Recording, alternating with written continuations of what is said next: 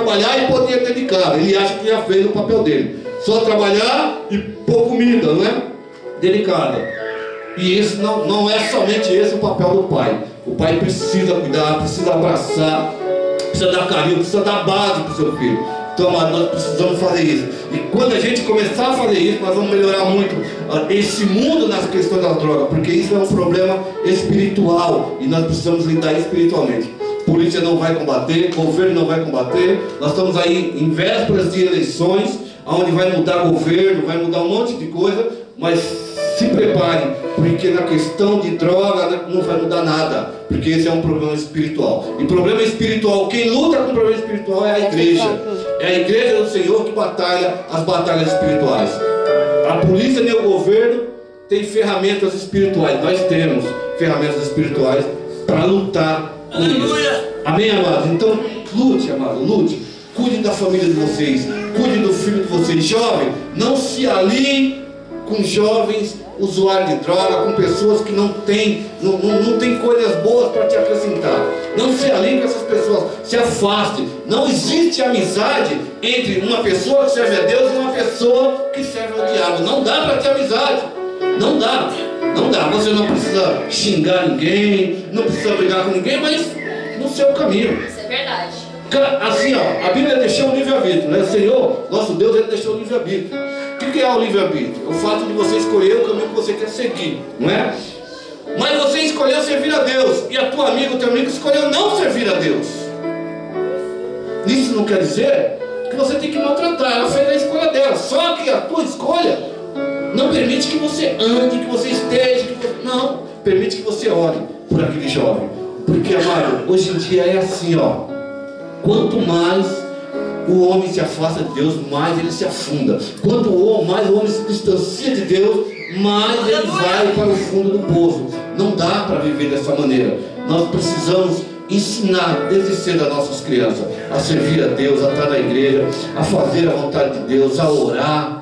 Meu filho fala assim: pai, hoje eu não queria ir para a igreja. Eu falei: filho, mas na nossa família não tem uma outra opção, é só ir para a igreja. Glória a Deus. Na nossa família não tem. Ah, eu queria ir na minha avó. Eu falei: na nossa família, Eita glória! você é filho de pastor, a minha esposa é pastora, Glória a Deus. e você é nosso filho, não tem outra opção, filho. A sua única opção é servir a Deus e estar conosco na igreja. É isso, amado. Você não tem que dar opção, não existe opção longe de Deus. Ah, mas não pode ser obrigado. Não obrigue não agora, porque quando ele ficar maior você não vai conseguir. Tem que ser assim, amado. Não é que ser obrigado, tem que ser conversado. A igreja tem que ser prazeroso. Não pode ser aquilo maçante. O que não pode muitas vezes é você vir para a igreja e depois em casa você dá mau testemunho. É claro que seu filho não vai querer vir para a igreja. Chega em casa, você chuta o cachorro, o gato, bate na mulher, xinga o papagaio, e a criança está ali vendo isso. Ela vai imaginar que ir para a igreja é só um compromisso, porque meu pai e minha mãe vai para a igreja e não muda de vida. Então para ela não tem. Então você precisa ensinar princípios. Esse dia eu fui buscar meu filho menor, o pequeno, o Heron. Uma vez por semana eu levo ele para a igreja e vou buscar quando eu estou aqui em São Paulo. E ele, não sei de onde ele tirou essa conversa. Ele estava, eu dirigindo ele atrás do carro, e ele fez uma pergunta assim para mim: papai, você e a mamãe nunca brigam, né? Eu falei: não, filho, porque a gente se ama. Ele falou: é mesmo, porque eu nunca vi você e a mamãe brigando. Eu falei: não, filho, a gente não tem motivo para brigar, a gente se ama, né? A nossa família é uma família abençoada. E ele falou: é mesmo. Então, não que isso é importante, é importante é saber que meu filho está observando o meu comportamento e o comportamento da mãe dele. E isso acontece na família de vocês. O filho de vocês está de olho em vocês, amor. Então quando você xinga a tua mulher, quando você briga com o teu marido, teu filho está ali do lado. Existe hoje famílias destruídas em que esses camaradas aprenderam dentro do lar a bater na esposa, porque via o pai batendo. Eu recebo famílias lá no meu escritório de terça-feira, e muitos pais, já recebi uns 2, 3 pais, que ele vem desesperado dizer assim para mim: pastor, eu queria que o senhor me ajudasse. Obrigado. Não sei por que eu vim essa dúvida. Eu queria que o senhor me ajudasse porque eu descobri que meu filho está fumando maconha. Aí eu dou uma disfarçada assim, então olha no bolso dele assim, ó, uma ação de cigarro. Falei: é mesmo, pai, tá fumando maconha, tá? Falei: foi você que ensinou ele. Não, pastor, eu nunca fumei maconha não. Falei: rapaz, o vício é o mesmo. Tu fuma caldo e ele fuma maconha, ele só mudou o cigarro. cigarro, mas foi tu que ensinou para ele. Porque amado, o pai passa a vida inteira dentro de casa fumando, soltando baforada, dando dinheiro para o moleque comprar cigarro. A criança cresce achando que isso é comum, que isso é normal.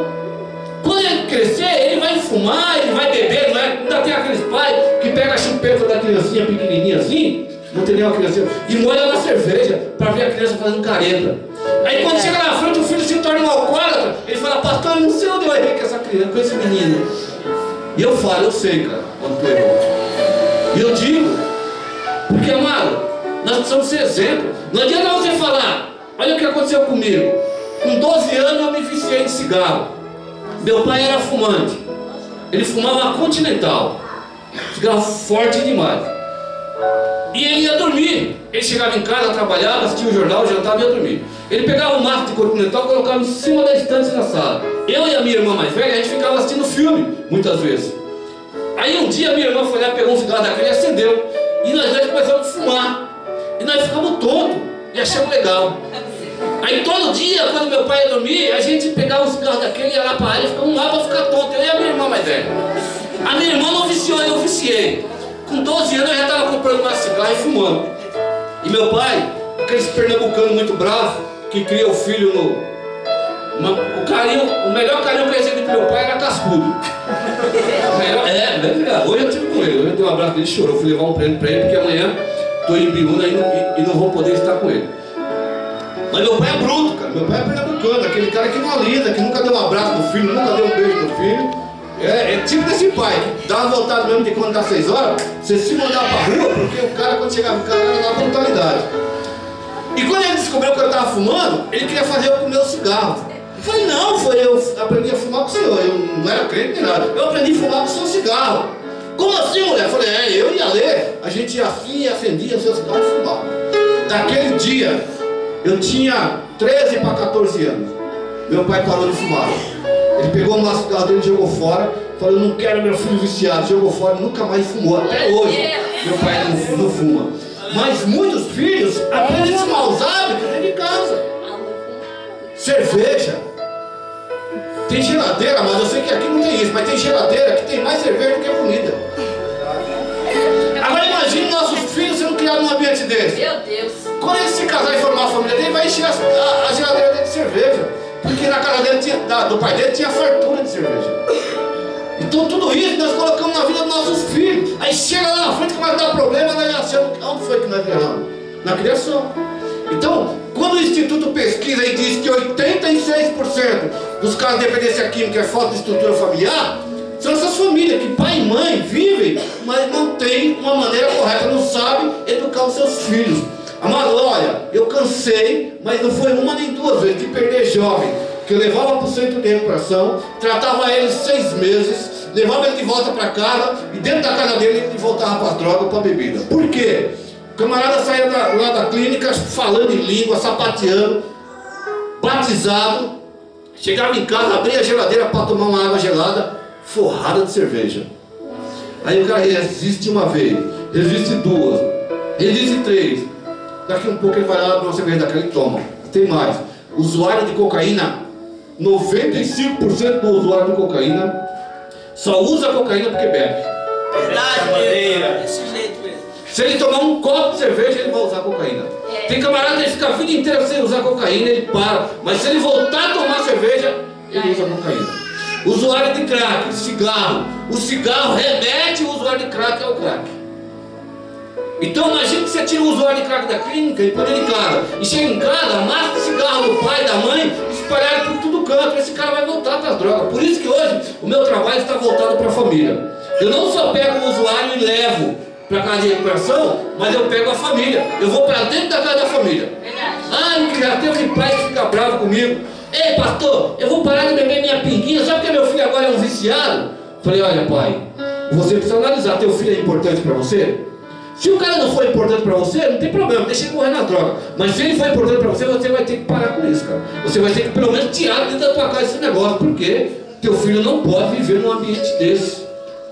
E assim a gente vai. Hoje eu pego o camarada interno e vou lá na casa da família. Eu ministro essa família toda terça-feira.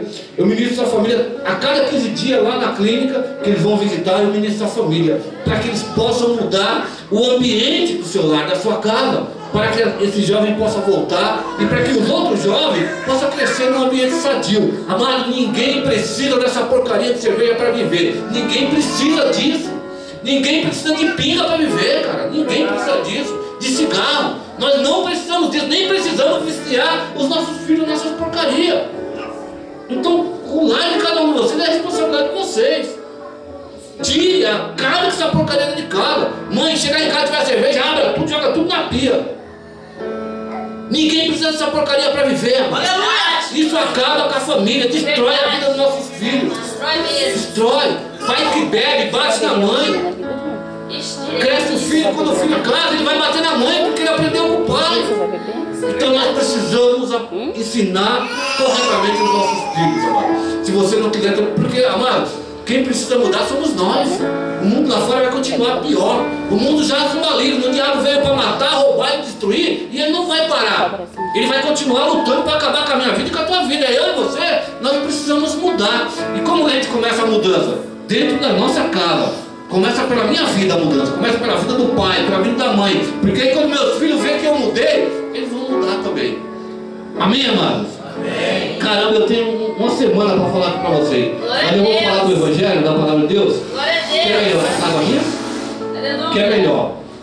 Eu sou um homem revoltado contra as drogas. Mas revoltado. Essa semana eu estive reunido com um deputado. E ele veio falar assim para mim: não, pastor, mas o governo do estado está fazendo. Eu falei: está fazendo o que, deputado? Eles criaram um kit chamado Menos Dano. Quem ouviu falar desse kit Menos Dano?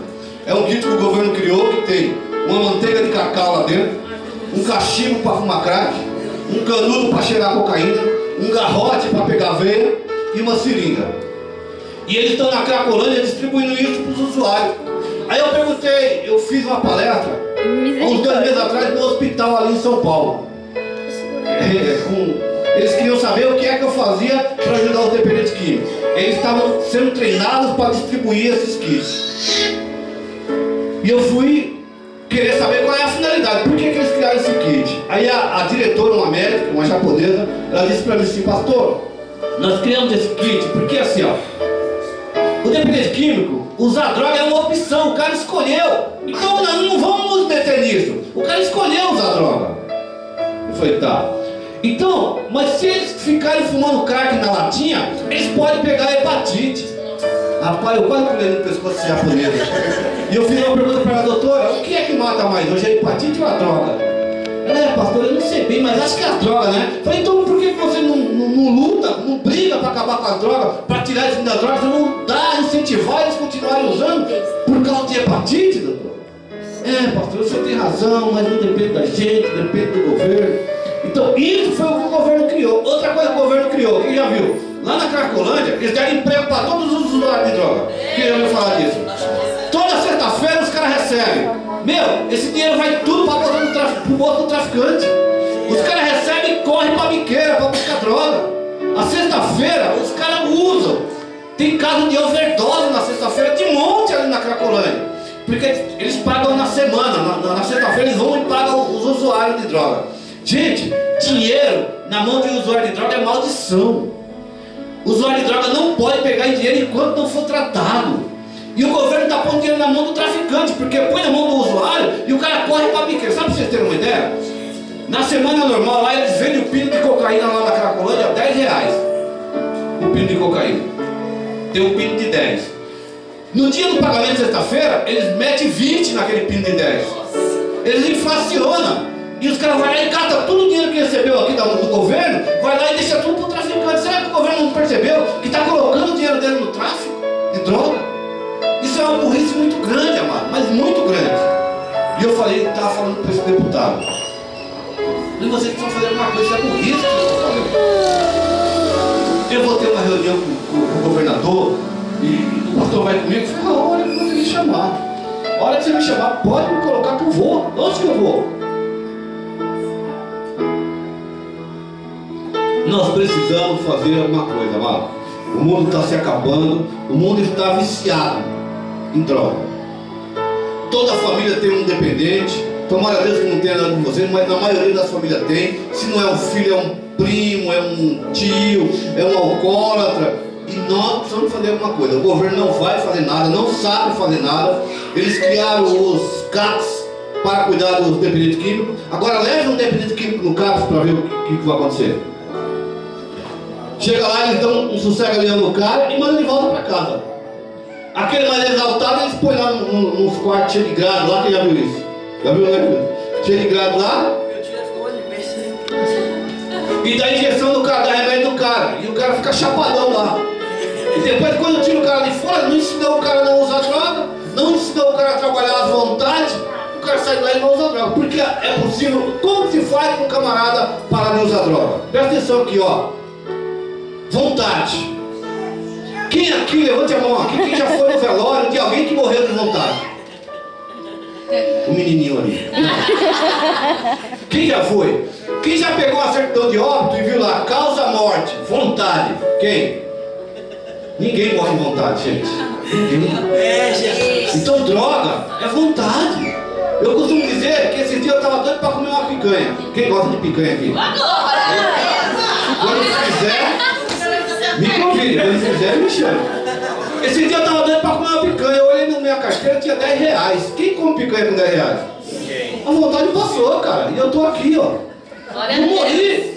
Então droga, cara, é uma vontade. Vem vontade de usar droga, eu vou dizer não. Por que eu vou dizer sim para uma porcaria que acaba com a minha vida, destrói a minha família, arranca tudo que eu tenho? Por que eu vou dizer não? Dizer sim para uma vontade dessa? Eu preciso dizer não. Então, o que é que nós ensinamos lá no CREA?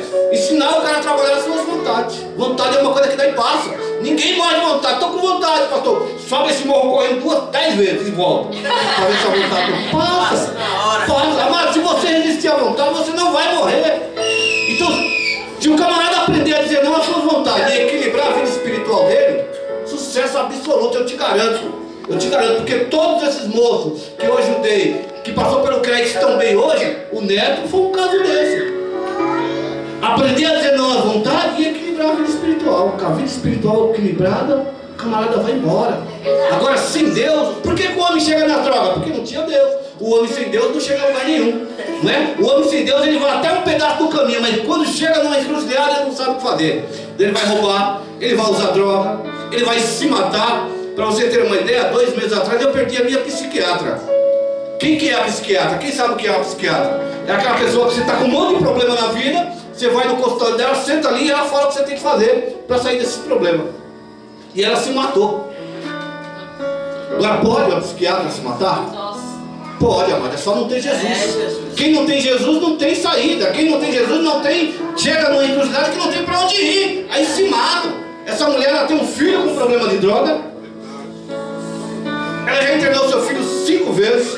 E nessa última vez, quando ela se matou, o filho tinha fugido de mais uma clínica. Ela não sabia o que fazer. Ela entrou no hospital e preparou uma injeção letal e aplicou na sua veia e se matou. Ao olho humano, uma psiquiatra não faria uma coisa dessa. Mas o homem sem Deus, ele chega numa encruzilhada que ele não tem para onde ir. E ele acha que é o fim. Quando ele acha que é o fim, ele faz besteira. Ele mata, ele rouba, ele usa droga, ele se embebeda. Por isso, amado, que o meu lugar e o teu lugar é na presença de Deus. Amém? Eu tenho até que hora? Meia-noite? Quem der, hein? Tá bom demais. E ainda volto para a Ibiúna daqui. Nossa. Que amanhã é dia de receber as famílias lá.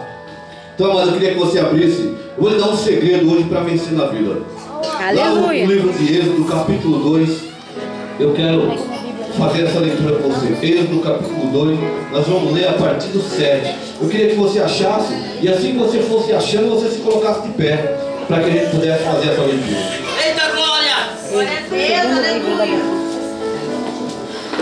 Só que a gente está tudo morto, misericórdia. Glória a Deus, Glória a Deus. Glória a Deus. Êxodo, capítulo 2, 7. Pode achar, eu aguardo você achar. Eu gostaria muito que você me acompanhasse nessa leitura. Glória a Deus. Glória a Deus! Não é proibido não, pode falar. Pode falar. Aleluia. Glória! Glória não, irmão. Todos acharam? Amém! Diz assim, olha, Êxodo capítulo 2, a partir do 7, diz assim: disse o Senhor, de fato tenho visto a opressão sobre o meu povo no Egito. Tenho escutado o seu clamor por causa dos seus feitores, e sei quanto eles estão sofrendo. Por isso desci para livrá-los da mão dos egípcios, e tirá-los daqui para uma terra boa e vasta, onde mana leite e mel. 3:7. Não, 2, 3:7. 3:7. Gente, vocês estão aonde? No 2:7? Você falou 2:7. Misericórdia, pastor. 3:7. Vamos lá de novo, vamos lá. 3:7. Misericórdia. Ô, pastor, faça isso com seu povo. Vamos lá, gente. Todos acharam? Agora é 3:7. Vamos lá, vamos começar. Deixa eu beber uma água agora para esfriar o radiador. Vamos lá. Vamos lá. Disse o Senhor: de fato tenho visto a opressão sobre o meu povo no Egito. Tenho escutado o seu clamor por causa dos seus feitores, e sei quanto eles estão sofrendo. Por isso desci para livrá-los da mão dos egípcios, e tirá-los daqui para uma terra boa e vasta, onde mana leite e mel, a terra dos cananeus, dos hititas, dos amorreus, dos ferezeus, dos heveus e dos jebuseus. Pois agora o clamor dos israelitas chegou a mim, e tenho visto como os egípcios os oprimem. Vá, pois, agora eu o envio ao faraó para tirar do Egito o meu povo, os israelitas. Feche seus olhos. Soberano e eterno Pai, Deus maravilhoso, Senhor, é no nome de Jesus que nos colocamos diante da Tua presença. Deus, essa que nós lemos é a Tua palavra, e diante de mim, Pai, está a Tua igreja, que saiu da sua casa para ser alimentado nesta noite. Portanto, Pai, vem através do Teu Espírito Santo ministrar essa palavra no coração do Teu povo. Fazer, meu Pai, com que o Teu povo conheça a Ti, se aproxime de Ti e viva o Teu Evangelho. Portanto, meu Pai, eu me coloco diante de Ti, Senhor, como um canal, como um vaso, para ser usado por Ti nessa noite. Fala através da minha vida, Senhor, é o que eu te peço, em nome de Jesus. Amém. Amém. Glória a Deus. Poder aceitar. Aplauda Deus. Mais forte do que isso.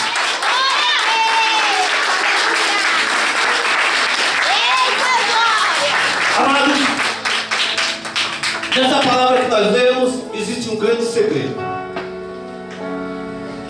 Nós vemos ali o chamado de Moisés por Deus para libertar um povo que estava cativo no Egito. Mas não é só isso. Nesse período, um pouquinho antes, a Bíblia nos revela que o Senhor Jesus, que o nosso Deus, ficou 400 anos sem se manifestar para o povo. 400 anos que o povo tocava a sua vida, e que Deus lá do céu só contemplava e orava e olhava o seu povo aqui na terra. Quero te dizer que você pode passar a sua vida inteira e Deus não se manifestar na tua vida. Eu quero te dizer que você pode viver a sua vida inteira sem Deus, porque o próprio Deus, ele deixou o livre-arbítrio, o direito de escolha. Você pode escolher servir a Deus ou não, mas saiba que sempre após uma escolha vem uma consequência. Verdade. Você pode até escolher não servir a Deus, mas saiba que há uma consequência que vem de acordo com aquilo que a gente estava falando. O caso daquela psiquiatra que se matou, do homem que não tem para onde ir, chega num local que ele não tem para onde correr e ele acaba fazendo besteira. Mas é a escolha, e é direito do ser humano fazer essa escolha. Deus ficou 400 anos quieto, calado. Por quê? E agora, nessa passagem que nós lemos, nós vimos Deus dizendo assim: olha, Moisés, eu tenho visto a opressão do meu povo, porque é fato Deus tem visto a tua opressão. Deus tem visto a tua luta. Porque a Bíblia diz que Deus vê todas as coisas. Então Ele tem visto a tua dificuldade financeira, a luta que você passa no teu casamento, na criação dos teus filhos, a luta que você passa no teu trabalho. Deus tem contemplado tudo isso. E assim também Ele contemplava o seu povo lá no Egito. Mas Deus não pode manifestar na minha vida e na tua vida se não houver o clamor. Nossa, aleluia. A Bíblia diz: clama a mim e responder-te-ei. Você pode passar a vida inteira com o seu problema. Você pode passar 40, 50 anos com a tua dificuldade. Se você não clamar a Deus, nada vai acontecer. É verdade, Deus. Só que aí o povo começou a clamar. Porque Deus disse para Moisés: eu tenho visto o clamor do israelita chegou até mim. Pode ler aqui no início, ele diz assim que ele ouviu, que ele tinha visto a opressão do povo, mas agora o clamor do povo chegou até mim. Então aí está um segredo, amado, para que você possa vencer na tua vida. Eu estava vindo, ele estava orando ontem, hoje, eu falei: meu Deus, é um culto de jovem, e eu preciso levar uma palavra. Mas não existe uma palavra para jovem. Existe uma maneira de se atrair o jovem, mas a palavra de Deus é a mesma. É verdade. Existe uma maneira de trazer o jovem para a igreja, mas a palavra tem que ser pregada mesmo. E o clamor é necessário na vida do jovem. O jovem precisa clamar pela sua família, pelo seu pai, pelo seu estudo, pela sua faculdade, pelo seu casamento. Aleluia. Sabia? Sabia que eu e você, pai, precisamos orar pelo casamento dos nossos filhos? Ainda que eles sejam desse tamanho, eu oro pelo casamento do meu filho de 7 anos. Eu profetizo na cama dele um casamento abençoado, uma faculdade abençoada. Isso é dever de pai e mãe. Mas, amado, eu quero nessa noite te chamar a atenção, para que você entenda que Deus só vai entrar na tua necessidade quando você entrar em clamor. Aleluia. Quando você buscar, quando você orar, Deus vai se manifestar e Ele vai trazer o alívio para essa dor que você está sentindo. Mas se você não clamar, você vai passar a vida inteira com essa dor. Meu Deus. Os israelitas estavam sendo oprimidos. E a partir do momento que eles começaram a clamar, Deus enviou Moisés para libertá-los dali. E eles não começaram a clamar somente naquele momento que eles começaram a sofrer. Porque assim, olha, os israelitas eles chegaram lá no Egito na época de José. José foi um cara muito querido ali no Egito. E a família de José foi toda transferida para o Egito. E ali começou uma nova população do povo de Deus do Egito, através de José. E quando aquele faraó que amava José estava vivo, ele cuidou com muito carinho, deu terra, deu propriedade para o povo de Deus. Mas chegou uma época que aquele faraó morreu e veio outro. E esse outro, ele começou a olhar e ver que o povo de Deus estava se multiplicando muito. O povo de Deus estava sendo muito abençoado. Então durante essa época, eu quero acreditar, a Bíblia não diz que esse povo não clamava, que esse povo não orava, não buscava, e é por isso que Deus não podia se manifestar. É por isso que Deus não podia atuar na vida deles, porque não havia o clamor, não havia a oração. Mas quando o faraó mau começou a olhar, falou: não, precisamos fazer alguma coisa por esse povo, precisamos fazer alguma coisa, porque eles estão se tornando muito grandes, e uma hora eles vão se revoltar, e nós vamos ser menor número. Então foi quando ele deu ordem para que matasse todas as crianças, homens que nascessem das mulheres hebreias.